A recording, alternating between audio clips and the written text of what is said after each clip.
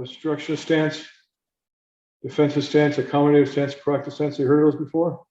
I believe not in this term. No. Yeah. But Okay, maybe they mentioned very, very briefly in BAM 101, possibly. They talked about ethics. Okay, so let me talk about what this means, obstructionist stance. So let's say you have a bad situation with a person in a store and they were very rude to you and didn't give you the benefit that you thought you should have. And you went back to the store later and you wanted to talk to some manager about the situation, not as a Karen, but just as a reasonable customer. You had a bad experience. The obstructionist stance would be, I'm sorry, we can't give information out about our employees. Or I'm sorry, you have to contact security. Or I'm sorry, you have to contact the company's head office in Vancouver. And that's what obstructionist stance means is the company doesn't really care about making you a happy customer. They have so many people, you don't matter. So let me give you an example. iPhones, Samsung phones. How many do you think they sell each year in the world? What's the approximate number? Is it a couple 100,000 or is it several million? Several million. Right.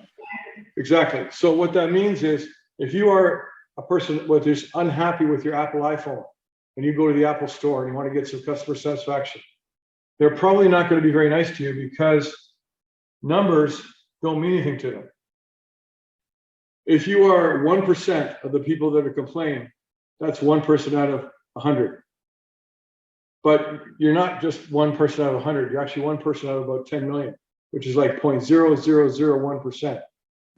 So the number is so small that they can afford to just completely ignore you. And even if you protested, it still wouldn't make any difference to them.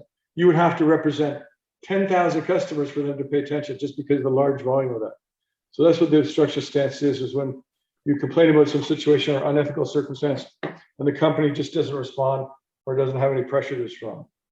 Defensive stance is a little bit different. It's a little bit lower level. They say, well, we're sorry that you're unhappy.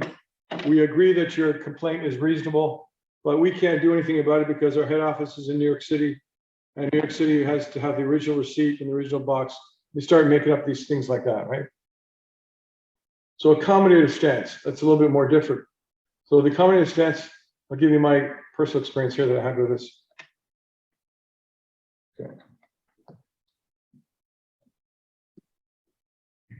So I bought a pair of these binoculars a couple of years ago.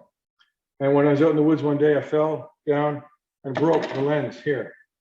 So I took it back to the original store that I bought it from to say to them, I don't know if this can be fixed or not, but could you tell me what the situation is so I can know? And they said to me, oh, well, you're in luck. This was in Toronto. They said the headquarters for Bushnell Canada is also in Toronto. I said to them, great. I said, where is it? Oh, they said it's up in Markham, near the 404 and the 407. I said, really? I said, that's where I work. That's where I used to teach at the Markham campus of Seneca. And they said, yes, here's the address. So after teaching class one day, I went to the store, little parking lot, had a big sign that said Bushnell Binoculars.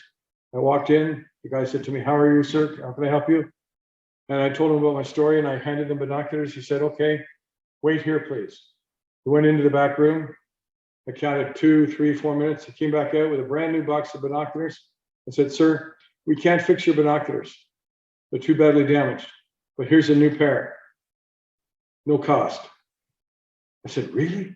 Really? He said, yeah. I said, oh, gee. I said, I'm a marketing professor. I teach about customer service and ethics and things like that. I said, I'm going to talk about you guys forever. Well, thank you very much.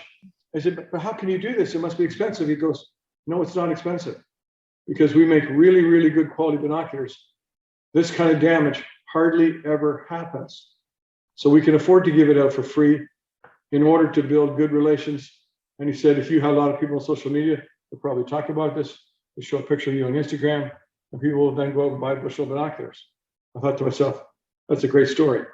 And I'm actually going to continue that story in a couple of weeks when we talk about JIT, just-in-time technology, or TQM. Have you ever heard of just-in-time or TQM, total quality management? You know the courses? Well, I'll teach that to you. All right, don't worry about that. I'll teach that to you. But that's an example of the accommodative stance. When the company goes, yeah, you know something? We screwed up. We're very sorry about that. But we're going to give you a new pair. Now, the better thing is when customers reach out to tell the customer something that happened. So in this particular case, that was my phone. And I was always going over my monthly data plan, trying to pay an extra $30, $40, $50. Very frustrated.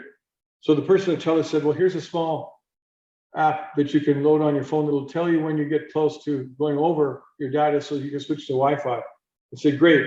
And then TELUS eventually made this as one of the features on all their phones. And then Rogers and Bell did the same thing too, because then it prevented the customer from getting upset because they're telling them in advance, this is what the situation is. So you are being proactive to avoid a conflict or avoid doing something which causes the customer to be unhappy. So that's called the proactive stance, okay? So when you're doing your file group project for the course, you can talk about the company that you're doing and then mention whether or not it has demonstrated any of these sort of accommodative or proactive stances, okay?